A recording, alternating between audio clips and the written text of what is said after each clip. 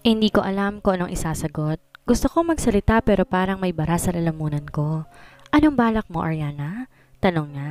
Mas malalim ang boses at may bigat sa bawat salita. Aalis ka ba talaga? Lumingon ako sa bintana pero kahit ang tanawin ang lumabas, hindi ko mahanap ang sagot. Nang ibalik ko ang tingin ko sa kanya, nakita ko, nandoon pa rin ang lalim sa mata niya. Napamahal na ako kay Emmanuel. Sagot ko ng totoo. Hindi ko alam kung paano ko siya maiiwan. Parang anak ko na rin siya. Tumigil si Zafir. Parang iniintindi ang bawat salitang binibitawan ko. Tumingin siya sa sahig, saka marahang lumapit muli. Paano kung hindi lang si Emmanuel ang ayaw kang mawala? Di ko agad nakuha ang ibig niyang sabihin, pero nang maramdaman ko ang marahang pag-angat ng kamay niya para haplusin ang pisngi ko, doon na ako napatigil sa paghinga. Ariana? Bulong niya. Naparanok ako na makita ko ang dahan-dahang paglapit ng mukha niya. Hindi siya nagmadali, para siyang humihingi ng pahintulot sa bawat pulgada ng pagitan naming nabubura. At bago pa ako makapagsalita, naramdaman ko na lang ang labi niya. Marahan, mainit, at puno ng damdamin na dumampi sa labi ko. Isang halik na walang pilit. Isang halik na tila matagal nang gustong mangyari pero pinipigilan. Tumigil ang oras. Wala ko ibang marinig kundi ang tibok ng puso ko at ang mahinang buntong hininga niya habang nakasandal ang noon niya sa akin pagkatapos. Sorry ulit, bulong niya. Pero hindi ko na kayang itago, Ariana. Hindi ako agad nakasagot pero ang puso ko alam kong nagsisisigaw ng parehong bagay. Ang tanong na lang, handa na ba akong sagutin ang damdaming pilit ko ring tinatago? Halos hindi ko maramdaman ang sarili kong paghinga habang nakatitig ako sa kanya matapos ang halik na yon. Parang nawalang lahat ng ingay sa paligid. Tanging tibok ng puso ko lang ang naririnig ko. Malakas, mabilis at magulo. Pero kailangan kong ibalik ang katinoan ko. Lasing ka lang, sir. Mahina akong sabi. Pilit pinipigilan ang pag-alog ng boses ko. Ayokong makita niya na nagugulo na rin ako, na natataranta ako sa ginagawa niya. Napakurap si Zephyr, para siyang nagising sa sinabi ko. Unti-unti niyang binaba ang tingin sa kamarahang umatras. Hindi siya agad nagsalita. Nakatayo lang siya doon, tahimik, parang tinitimbang lahat ng nangyari. Ariana? Umpisa niya pero agad ding naputo ng sasabihin. Kita kong lungkot at pagkarito sa mga mata niya. Ang lalim ng buntong hininga niya bago siya tumalikod. Hindi na ako nagsalita. Ayoko na ring palalain pa ang sitwasyon. Gusto ko na lang siyang hayaan na siya na mismong magdesisyon na lumayo at ginawa nga niya yon. Tahimik siyang lumakad papunta sa pinto ng kwarto ko. Binuksan niya ito ngunit bago pa siya tuluyang makalabas, tumigil siya sa may bungad at sandaling lumingon sa akin. Kung totoo man nalasing lang ako, sana bukas. Hindi ko na maalalang lahat ng to, bulong niya. Pero kung sakaling maalala ko pa rin, siguro ibig sabihin, totoo to. At tuluyan na siyang lumabas ng kwarto. Naiwan akong nakatayo sa loob ng silid. Hawak pa rin ang dibdib kong tila binibiyak ng damdamin na ayoko namang aminin. Gusto kong sabihin na hindi ako apektado. Gusto kong ipilit na wala lang ang nangyari. Pero kahit anong pilit, hindi ko kayang itanggi na may parte sa akin ang nagising. Isang parte na matagal nang natutulog o baka matagal ko nang pinipilit patulugin. Ngayon, paano ko na siya haharapin bukas?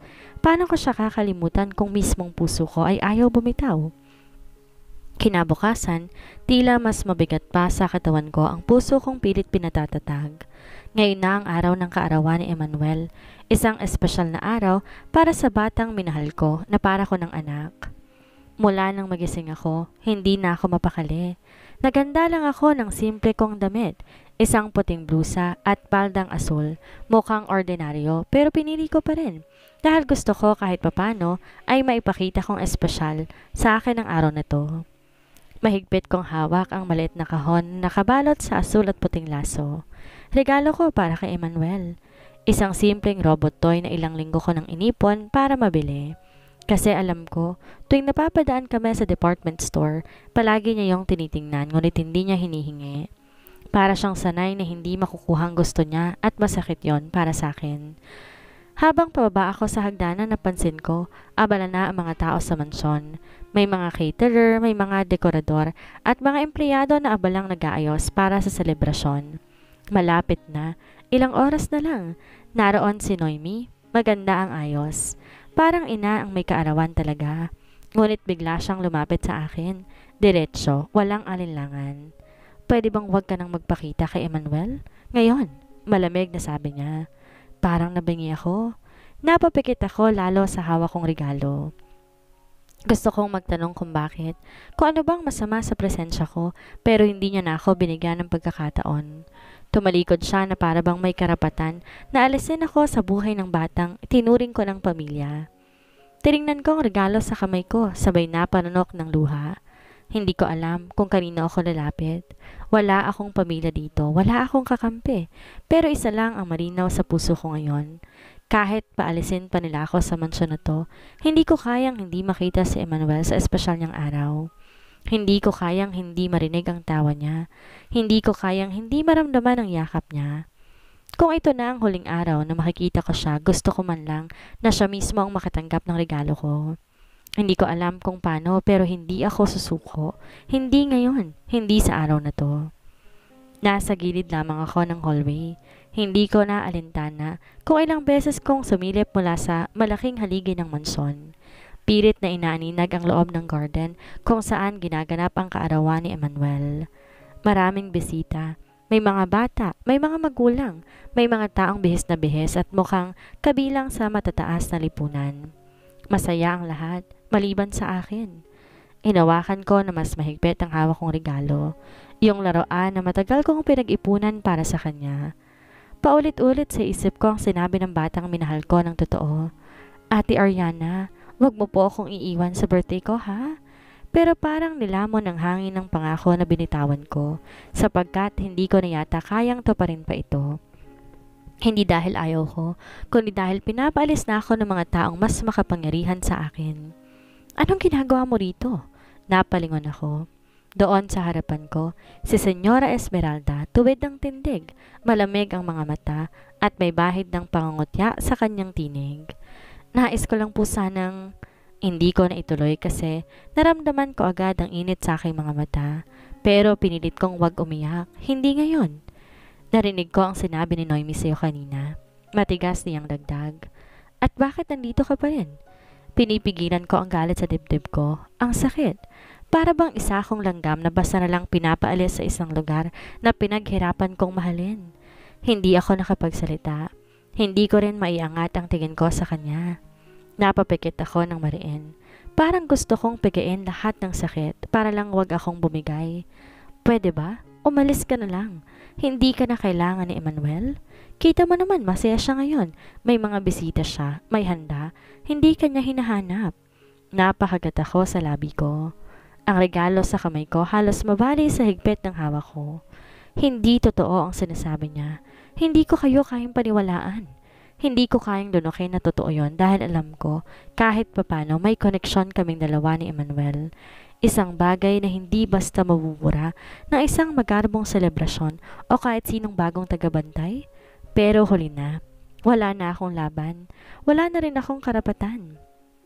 Napatingin ako sa hawak kong kahon. Unti-unti akong umatras. Isa, dalawa, tatlong hakbang palayo sa masayang tanawin na minsan ay naging mundo ko. Sa mundong yon, may isang batang matapang na yumakap sa akin at humiling ng simpleng bagay na wag ko siyang iiwan. Pero paano ko tutuparin yon kung ako ang tuluyang iiwan? Tumalikod ako. Hindi na ako lumaban pa. Hindi ko alam kung saan ako pupunta, pero ang alam ko lang, sa bawat hakbang ko papalayo, bit-bit ko ang regalong hindi ko na naibigay at pusong hindi alam kung kailan pa muling makakaramdam ng pag-aari. Tahimik ang silid habang isa-isa kong sinisinop ang mga gamit ko. Hindi ko alam kung ilang ulit na akong napapahinto sa gitna ng pag-iimpake. Tuwing nakakakita ako ng laruan ni Emmanuel o damit niyang minsan kong tiniklop, hindi ko mapigilang mapaluha. Ang sakit-sakit, ang bigat sa dibdib. Bigla, bumukas ang pinto. Nilingon ko ito kaagad. Nakatayo sa may pintuan si Noemi. Buo ang katawan, taas noo. Tila ba may kinikimkim na tagumpay sa kanyang mapanlinlang ng ngiti. Bit-bit niyang isang sobre at kahit hindi ba niya to binibigay, ramdam ko na kung ano man ang laman noon ay may katumbas na pagkawasak. Nilapitan niya ako. Marahang nilapag ang sobre sa ibabaw ng kama. Alam kong hindi ka naman kasing tanga ng inaakala ng iba. Wika niya. Malalim ngunit mahina ang tono. Isang yaya na kailangan lumugar sa dapat niyang kalagyan. 10 milyon, Ariana. Isang magandang simula para sa'yo. Lumayo ka na sa pamilya namin, lalo na sa anak ko. Dahan-dahan kong kinuha ang sobre. Binuksan ko ito at gaya ng inaasahan, tseke, 10 milyong piso. Napasinghap ako, hindi dahil sa tuwa, kundi sa matinding pagkasuklam. Parang tinapanan ng perang bawat sandali na nagmahal ako kay Emmanuel bilang isang tunay na tagapangalaga. Hindi ko maintindihan kung bakit may mga taong kay daling pagtakpa ng pera lahat ng emosyon, alaala at pagkatao. Tahimik akong ngumiti pero sa loob-loob ko, naglalaban ng sakit at galit. Tsaka ko dahan-dahang pinunit ang tseke. Hindi lang isang beses kundi pa ulit-ulit hanggang sa hindi ko na to makilalang muli. Nahulog ang mga piraso sa sahig sa pagitan namin ni Noemi. Pagkatapos ay tumingin ako sa kanya. Diretso, matatag. Hindi matutumbasan ng kahit anong halaga ang pagmamahal at malasakit ko kay Emmanuel. Ang sabi ko, hindi siya proyekto, hindi siya bayad, hindi siya isang trabaho lang at higit sa lahat, hindi ako nabibili. Nagtaas ng kilay si Noemi, tsaka ngumisi. Yung tipong ngumisi siya dahil mas lalo siyang nainis, o baka mas lalo lang siyang nasaktan, o baka pareho. Ganon? Aniya. Nakakunot ang noo pero nanunuya. O baka naman kaya ayaw mong umalis dahil mahal mo na ang asawa ko. Napasinghap ako. Tumigil ang mundo ko sa tanong niyang yon. Parang bigla tumigil ang oras. Hindi ako agad nakasagot. Tila binasag niya lahat ng tangkang pagtakpan ko ang totoong nararamdaman ko. Totoo bang nararamdaman ko ngayon? Patahimikin mo ang sarili mo, Noemi. Sagot ko sa wakas. Pilit na hindi pinapahalata ang kabog ng dibdib ko. Alam mo sa sarili mo kung bakit natatakot ka. Dahil kahit kailan hindi mo nakuhang buuin ang pamilya ninyong dalawa. Nagiinit ang mga mata ni Noemi. Alam ko na gusto niya akong sabunutan, sigawan o itulak papalabas. Pero wala siyang ginawa kundi tumawa ng mapait. Huwag kang magpapakahiro, Ariana. Sa huli ikaw pa rin ang talunan. Hindi na ako sumagot. Tinalikuran ko na lamang siya dahil alam ko sa sarili ko. Kahit wala akong dalang tseke, kahit walang titulo o papel na nagpapatunay na parte ako ng pamilyang to, dala-dala ko ang puso ni Emmanuel at sa ngayon, yon ang mas mahalaga kaysa sa lahat ng salapi sa mundo. Tahimik akong bumaba sa hagdan. Pilit na pinapakalma ang sarili. Wala akong dala na kahit anong gamit, kundi ang malit kong bag at ang regalong hindi ko man lang naibigay kay Emmanuel. Masakit, parang binunot mula sa dibdib ko ang isang bagay na matagal ko nang inalagaan at minahal. Wala akong sinabihan, walang paalam, walang yakap, walang pamamaalam kay Zephyr, hindi niya alam.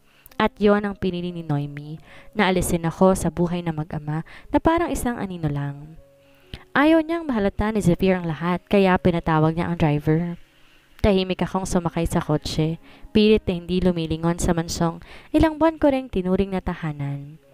Habang umaandar ang sasakyan, pakiramdam ko, isa-isa ring naglalaho ang bawat alaala.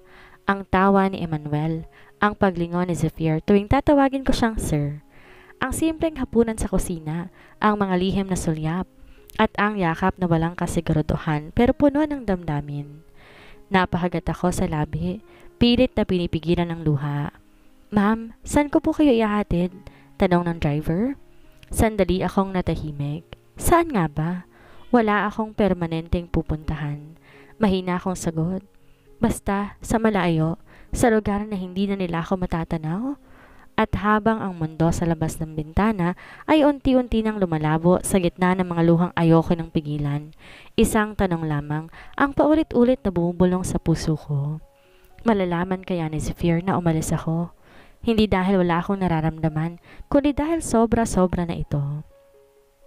Zephyr's POV. Napuno ng iyakan at tikbe ang buong mansyon. Ang dating masayahin na si Emmanuel ngayon nakasarampak sa sahig ng kanyang silid. Yakap-yakap ang laruan na dati nilalaro ni Ariana. Paulit-ulit ang tanong ng anak ko. Paulit-ulit ang sigaw niya habang tumutulo ang mga luha niya sa pisngi. Gusto ko si Ate Ariana. Bakit wala si Ate Ariana? Ilang kasambahay na ang sumubok na patahanin siya pero wala ni isa ang napalapit man lang. Pati si Noemi, ang ina mismo ng bata ay napaatras na lang sa isang sulok at mukhang nawawalan na rin ng sariling pasensya. Emmanuel, anak, nandito si Mommy. Bakit si Ariana bang hinahanap mo? Nanggigigil na tanong ni Noemi pero walang sagot si Emmanuel kundi panibagong iyak. Pinikit ko ang mga mata ko. Yon ang iyokong makita, ang anak kong tuluyang nawawala sa sarili. Naghahanap ng kalingang kay tagal niyang natagpuan sa isang babaeng pilit nilang paalisin. Nasaan si Ariana? Tanong ko sa asawang kanina pa tahimik. Anong ginawa niyo? Zephyr, hayaan mo na. Sabat ni Senyora Esmeralda. Mawawala rin yan sa isip ng bata? Si Noemi ang ina, hindi ang yayang yon. Yayang iyon? Napailing ako. Hindi siya basta yaya. Siya ang nagpaligaya sa anak ko. Siya ang nag-alaga. Siya ang dahilan kung bakit naging maayos si Emmanuel. Ngayon, nasa na siya? Ngumisi si Noemi. Bahagyang tumagilid ang ulo habang nakapamewang. Tama na, Zephyr. Huwag mo akong sisihin. Umalis siya dahil gusto niya. Tinanggap niya ang checking binigay ko. 10 milyon. Mukhang hindi mo alam. Pero kaya naman pala niyang iwan ang mahal mong anak kapalit ng pera? Parang may humampa sa dibdib ko. Ariana? Tinanggap niya. Hindi ko man lang siya nakausap. Hindi mo man lang nalaman? Nasa library ako ng gabing yon. Nalaseng sa sama ng loob at gulong hindi ko maipaliwanag sa puso ko at ngayon siya na ang wala.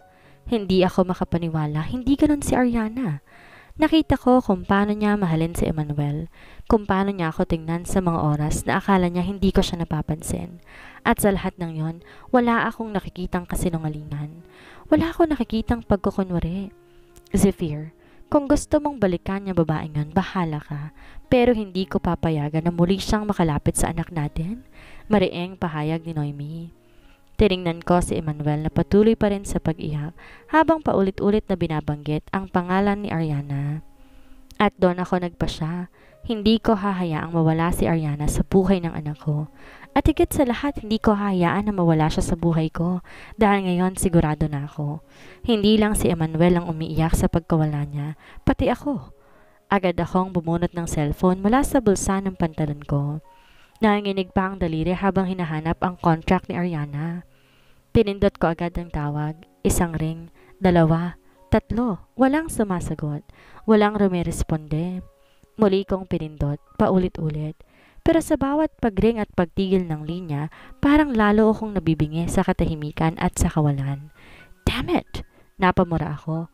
Hawak ang buhok kong marahang nakapikit. Tumindig ang pangako sa galit at sa pagkadismaya. Bakit hindi siya sumasagot? Nasa na siya? Bakit parang bigla siyang naglaho na parang bula? Kailangan ko siyang puntahan? Kailangan ko siyang hanapin. Sa probinsya, doon na siya malamang bumalik. Pero isang tanong ang hindi ko matanggal sa isip ko. Paulit-ulit bumabangga sa loob ng utak ko. Bakit kinuha niya ang tseke? Bakit niya tinanggap ang 10 milyon? Ariana, hindi mo yun kailangan. Hindi mo kailanman pinakitang perang habol mo. Kaya anong dahilan? Para saan? Hindi ko maiwasang mag-isip. Gusto ko siyang tanongin ng harapan. Gusto kong malaman ang totoo mula sa mismong bibig niya. Hindi mula kay Noemi. Hindi mula sa mga tao sa paligid dahil kilala ko si Ariana. Alam ko kung paano siya magmahal kay Emmanuel. At sa bawat gabing inaalala ko ang mga sulyap niya na puno ng lambing. Ang mga ngiting pilit niyang itinatago at ang huling beses na magkalapit kami sa loob ng silid niyang yon. Alam ko, hindi lang si Emmanuel ang iniwan niya, pati ako. Pero hindi pa tapos ang lahat. Hindi pa ako sumusuko. Babalikan kita, Ariana. At kapag nakita tayong muli, kailangan kong marinig ang katotohanan. Hindi ko hahayaang mawala ka ng ganun-ganun lang. Tahimik na si Emmanuel sa wakas. Nakatulog na rin matapos sa mahabang oras ng iyakan at paghahanap kay Ariana. Mahigpit ang pagkakayakap niya sa maliit niyang kumot na parang yan na lang natitirang kasiguruhan sa mundo niya. Pinunasan ko ang butil ng pawis sa aking sentido, maingat na nilapat ang kumot sa balikat niya. Sa wakas, kahit papano napanatag ko siya, pero hindi pa tapos ang lahat. Paglingon ko, naroon si Noemi sa gilid ng silid, naka-cross arm, tila hindi kontento sa nasaksihan. Nakakunot ang noo at parang gustong maghagis ng galit pero pinipigil. Para siyang bulkan handang sumabog, ngunit pilit na kumakapit sa anyo ng pagiging asawa. Di ko na hinintay pa ang pagbuka ng bibig niya. Lumapit ako, mabilis, matatag. Hinawakan ko ang braso niya at walang pasabi, hinila ko siya palabas ng silid ni Emmanuel. Zephyr, anong ginagawa mo? Iritadong tanong niya habang pilit nilalabanan ang paghata ko. Sa labas, mariin kong tugon. Ayokong marinig ni Emmanuel ang kahit anong kasinungalingan mo. Pagdating sa hallway, pinakawalan ko ang pagkakahawak ko sa kanya. Huminga ako ng malalim pero nanatiling matalim ang mga mata ko habang nakatitig sa kanya. Tama na, Noemi. Napakunot ang noo niya. Tama na ano? Tama na tong pagpapanggap. Tama ng pagpapanggap mong mahalaga ka pa sa akin. Hindi mo na kailangan ipilit ang sarili mo. Zephyr, wag mo na akong tawagin sa tono na yan. Hindi na tayo tulad ng dati.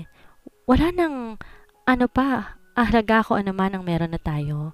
Mabilis at mabigat ang mga salita nitong binitawan, pero yon ang totoo. Hindi mo na ako mahal, Noemi. At aminin na rin natin na hindi na rin kita mahal. Bakit? Dahil tila may panginginig ang tinig niya. Dahil ba kay Ariana? Hindi ako agad sumagot. Tinitigan ko lamang siya. Hindi mo na kailangan saktan si Ariana para lang mapatunayan mo na ikaw pa rin ang may kontrol. Hindi mo na kailangan na tanggalin pa siya sa buhay ni Emmanuel dahil kahit ilang beses mo siyang itaboy, siya lang ang tunay na minahal ng anak ko.